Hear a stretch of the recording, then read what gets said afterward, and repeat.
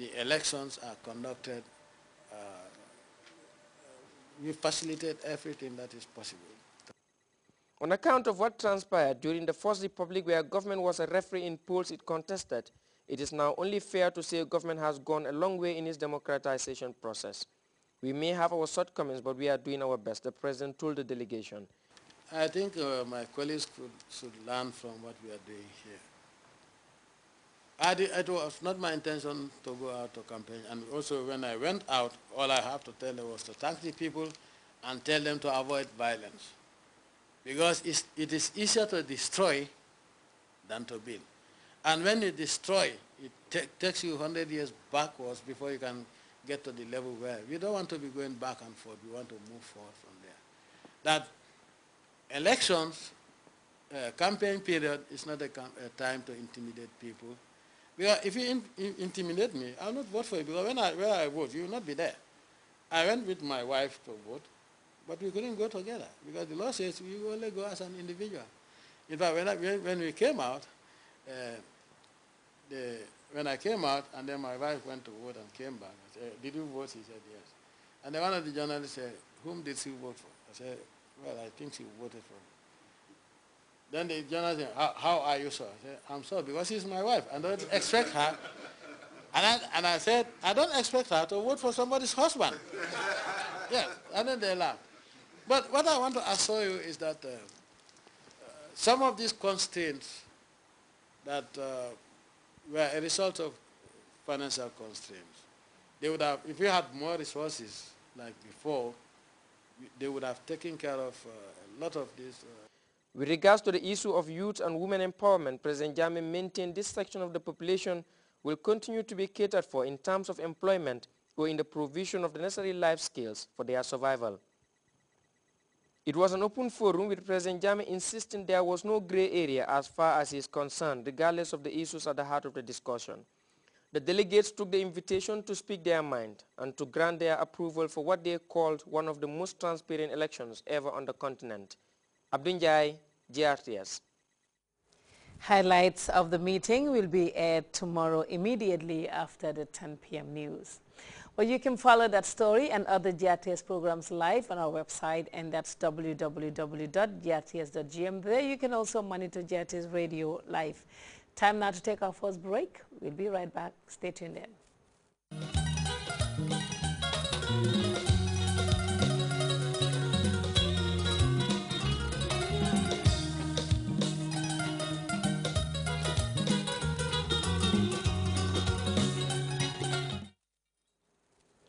Welcome back. The annual United Nations Climate Change Conference is kicking off in South Africa.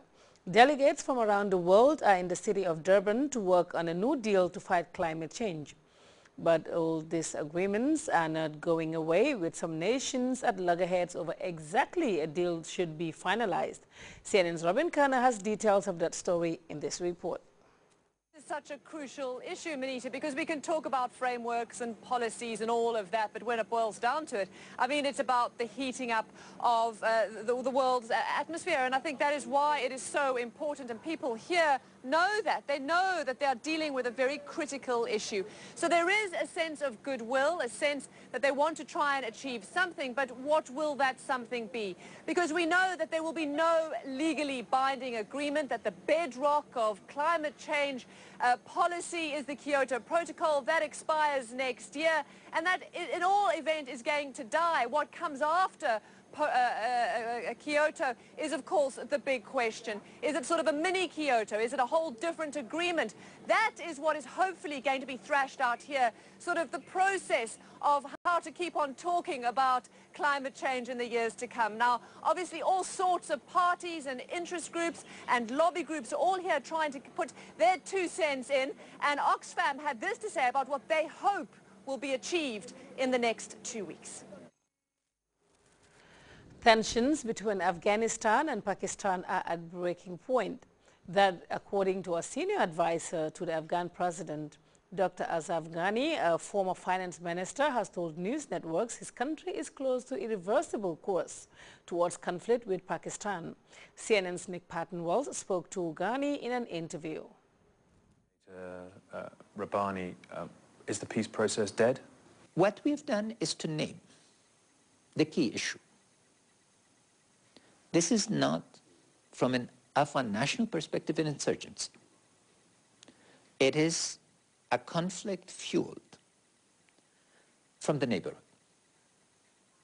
And we need to arrive at a decision. By that you mean talk to Pakistan? You need to talk to Pakistan. And Pakistan needs to choose. Does it want to slide down in a path of 3 generations of conflict with Afghans? The assassination of President Rabbani has gelled the nation together. Against Pakistan? Against interference. And 1 or 2 more actions could put us in an irreversible course. You mean conflict? Conflict. And we've shown through our history that we are matched for any invader. Well, time now to take our second break. We'll be right back. GRTS Digital FM on 98.6 and 102.6, the best FM station in town, where you can capture hundreds and thousands of potential customers with a wider coverage around the country.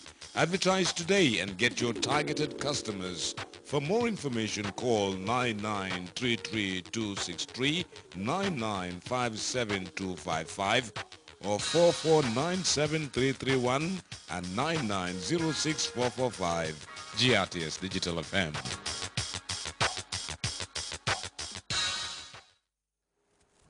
Welcome back. Roger Federer has once again ended the tennis season on a high, while his tennis rivals often coughed and spirited their way to the end of the season.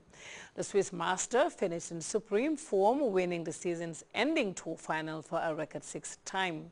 For a third successive Sunday, Federer was against Joe-Wilfried Tsonga, and he took the French ace to the sword with some masterful tennis. CNN's Alex Thomas spoke to Federer after the title-winning match. Roger Federer may not have won a Grand Slam title in 2011, but boy, has he had the best ever end of season. In your own words, Roger, how is it that you managed to do so well since the disappointment at the US Open?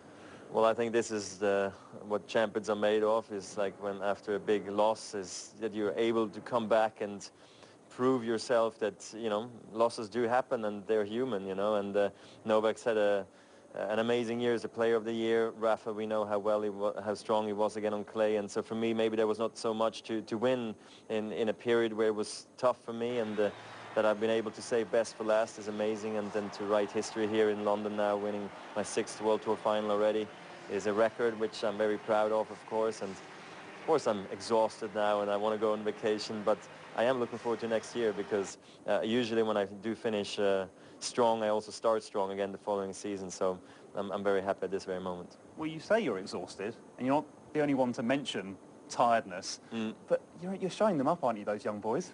I'm showing them how it's supposed to be done a little bit maybe, but look, I think it's been a very exciting tennis season. With amazing things happened, like the streak I mentioned with Novak. He won 40 matches in a row.